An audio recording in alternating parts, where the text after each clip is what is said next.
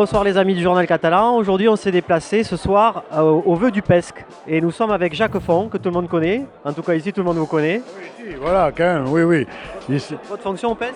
Alors actuellement je suis le président délégué, donc je suis associé à la gestion de la présidence de José Rodriguez, puisque José Rodriguez est un important acteur du pôle économique Saint-Charles, mais il a des entreprises en Espagne, au Maroc. Il est en déplacement. Et il est en déplacement et là il avait un problème sur le retour, donc il m'a demandé de le représenter, ce que je fais avec grand plaisir.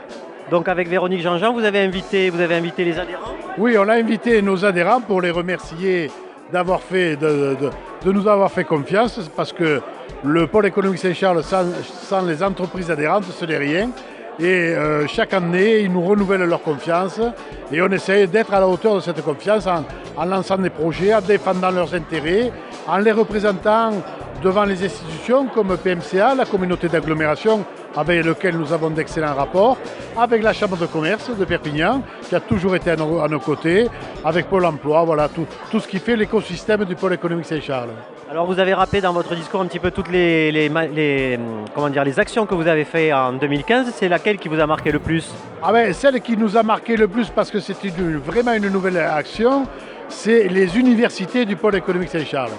Quand on a lancé cette opération, quand José Rodriguez a eu l'idée il y a 5 ou 6 mois avant, on l'a dit, oh là là, université, comment, quoi, ça ne marchera jamais. Et en fait, comme d'habitude, quand c'est impossible, on arrive à la réussir sur le pôle. Et grâce, bien sûr, au soutien que nous a apporté la Chambre de commerce de Perpignan, en nous mettant à disposition les locaux de Sud Formation à Orle, nous avons eu des bâtiments et des locaux magnifiques.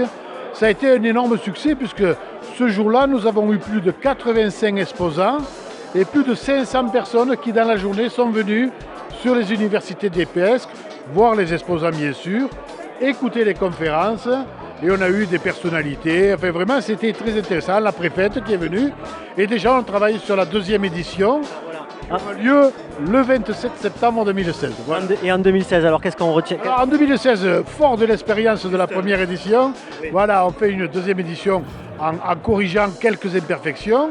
Et on va lancer les trophées du pôle économique Saint-Charles.